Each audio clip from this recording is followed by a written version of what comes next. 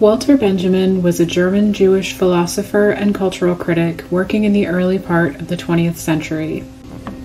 You may recall that earlier this semester we discussed his concept of the aura of a work of art, in which the history and context of a work of art becomes part of its identity. Benjamin's broader work deals with topics in literary criticism, media studies, and philosophy. Walter Benjamin's archive was a meticulously arranged and curated collection of papers, photographs, and objects, which he used to support his work. The inventory seen here shows his numbered divisions of personal manuscripts, letters, and diaries, with descriptions of their respective containers.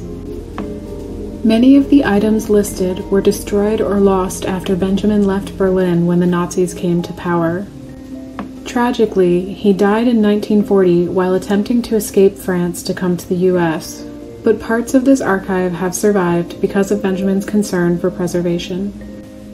He dispersed his papers and manuscripts to friends both in Berlin and abroad, and it is thanks to this that so much has survived. The book, Walter Benjamin's Archive, is based on a 2006 exhibition at the Akademie der Künste in Berlin. Items from the archive have been laid out in 13 sections, organized by type and by theme. Each section is prefaced by a brief essay by editors Ursula Marx, Gudrun Schwarz, Michael Schwarz, and Erdmut Wietzisla. Their observations offer a number of insights into Benjamin's methods and ways of thinking.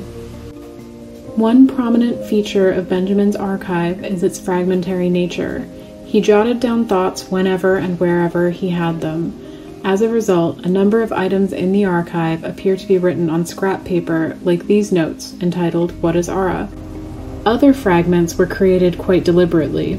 Long before word processors facilitated copying and pasting, Benjamin cut his writing into strips of paper and reorganized them using a system of symbols to keep track of how they fit together. He theorized that the book is already an outmoded mediation between two different filing systems, that is, the thoughts in the head of the writer and the thoughts in the head of the reader. A card catalog was a better mode of representation, grouping ideas together without hierarchies and allowing for their infinite recombination. The archive also demonstrates the ways that Benjamin's writing materials and his physical approach to handwriting impacted his thought and writings. As you can see, his handwriting was small and compact. According to his friend Gershom Scholem, his goal was to fit 100 lines on an ordinary sheet of notebook paper. Ursula Marx compares him to the Swiss author Robert Walser, who wrote in a microscript seen here, with letters measuring a millimeter or less in height. His final novel, The Robber, was handwritten on 24 pages. For Benjamin, this style of handwriting had a practical purpose. It slowed his thoughts and made every word a deliberate choice. If you've read any of his work, you'll see a dense, deliberate exactitude reflected in every sentence. Walter Benjamin was not only an archivist, he was also a collector. The book quotes him in his work, The Arcades Project, saying that collecting is a form of practical memory. Elsewhere, he calls it a primal phenomenon of study. One of Benjamin's collections was of picture postcards, like the one shown here. He was born 3 years before they became widely available, in or around 1895. Now, postcards seem like a sort of goofy novelty, but when they were first created, they offered an inexpensive means of sharing pictures of places traveled to and objects seen, and Benjamin was fascinated by them. He even incorporates favorite images into his writings. In Berlin Chronicle, he describes Berlin not in terms of how he remembers it personally, but rather in terms of his favorite postcard of the Halle Gate, which has since been lost.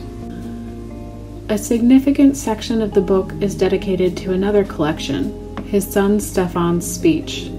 Benjamin was interested in oddities of language production. When his infant son made verbal mistakes like Hosenleder instead of Lederhosen, Benjamin made a note of it. He continued recording words and snippets of conversations throughout his son's childhood. Benjamin clearly delighted in wordplay. A third and final collection of his consisted of word puzzles and brain teasers. He not only collected them, he even wrote some of his own. For an example, see the questions accompanying this presentation. For Benjamin, the fragments of ideas, the letters, the postcard collections, and his infant son's language were a rich resource that he referred to for his writings. Quotations also were saved to be worked in at an opportune moment. These items were of so much importance to him that he even took unique preservation measures, like sewing together 2 pieces of a page where a crease had worn and then split in half. A number of the critics we read mentioned the disjointed nature of the book. The sections don't always fit together neatly, or they loop back and retrace ground already covered. Some parts, like the section on Stefan's words and turns of phrase, were excessively long. Personally, I found it odd to read a book that had no page numbers. Another source of disappointment was that a single page of a manuscript would be depicted without subsequent pages. The translation of that page would also cut off mid-sentence. For those interested in reading Benjamin's thoughts, it was abrupt and frustrating. However, I think these critiques are worth contextualizing. This book arose out of an exhibit of archival materials, and it functions as a well-interpreted exhibit in book form. If you attended the exhibit, you would also be likely to see only pages and fragments like those included here. It is not intended to be an archive, but rather a curation of materials from an archive. Thank you so much for viewing this presentation, and we look forward to discussing it with you in the comments.